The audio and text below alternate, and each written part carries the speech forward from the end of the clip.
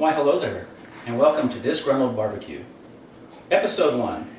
Today we're going to do cold smoked cheese. Now I've already prepped the cheese because I'm sure you don't want to watch me cut the cheese. So if you look here at the spread, you can see that we have mozzarella, sharp cheddar, Swiss, Fontina, and cheese stick.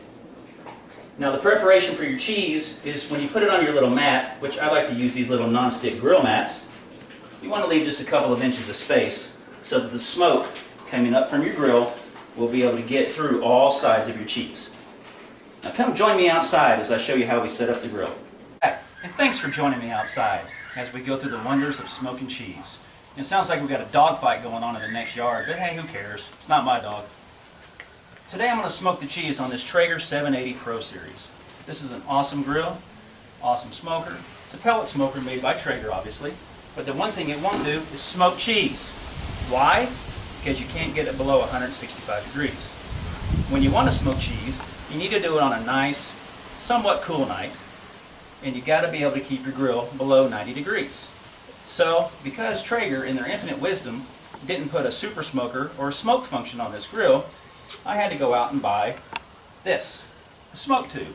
This one's Carpathian, which I got off of eBay, for about 20 bucks.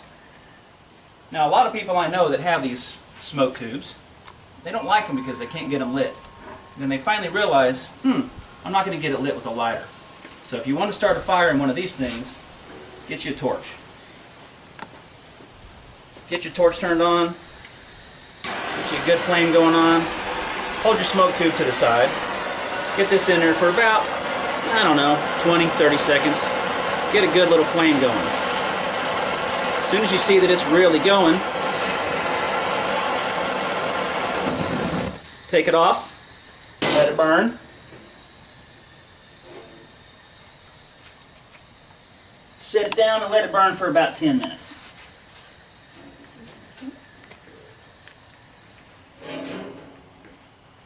Actually, this fire kind of sucks, so let's keep it going. Torch it a little bit more.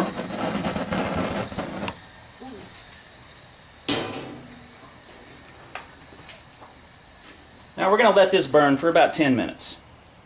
Letting it burn like that, it'll get it nice and smoldering, get you a good smoke flow. After about 10 minutes, we'll come back, we'll blow this flame out, and we'll go from there. Welcome back. It's been about 10 minutes now, and as you can see, the flame's out. Now we've got some good smoke.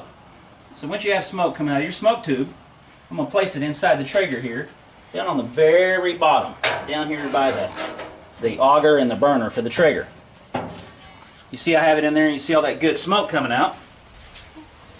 Now I'm going to replace my drip pan that comes with the Traeger.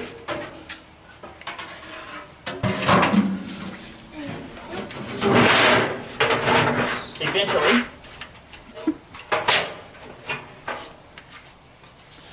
get my grates put on, hopefully correctly.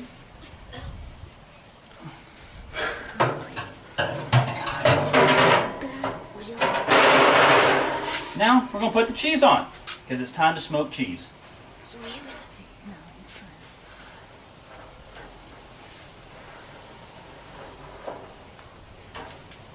And as you can see here, with these little covers that have all these nice little holes on them, you can see the smoke perfectly coming up. It's already hitting all the cheese. So we're going to shut the door, and now we're going to let this go. When you're smoking cheese, you kind of maybe want to do it maybe for about 2 hours. Some people might go 3. But with these cuts of cheese, I'm going to do it for 2 hours per side. So after 1 hour, I'll come back out here, I'll rotate the cheese, then smoke it again for another hour. See you in an hour. Okay, so it's been about an hour now, and as you can see, we've got some nice smoke coming out of the smoker. So what we're going to do now is we're going to turn the cheese over. Boy, look at all that smoke coming out of there. So we're just going to flip our cheese, and as you can tell, this stuff looks good. It is not melted because we are way under the 90 degrees. As of right now, it's probably about 60 degrees outside, and this little smoke tube is creating hardly any heat inside the smoker. smoke is flowing all around this cheese. It's coming out perfect.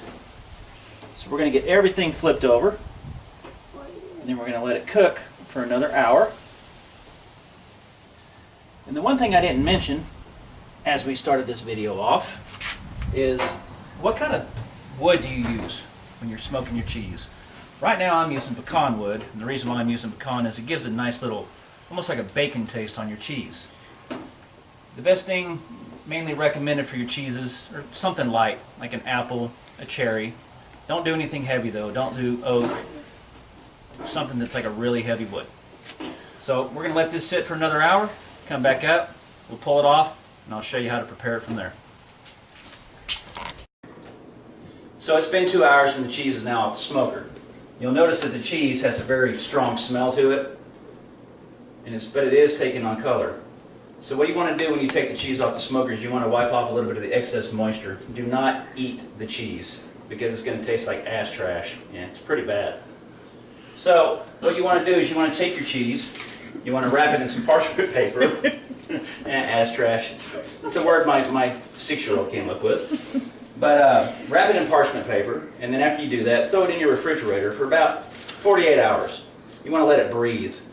After you do that, it's been sitting in the refrigerator for 48 hours. What I like to do is I like to take it and I put it into these food saver bags, suck the air out, and then the bad thing is you need to wait about 4 weeks because you're aging the cheese. The longer you wait to eat the cheese, the longer you let it sit, the better it's going to taste.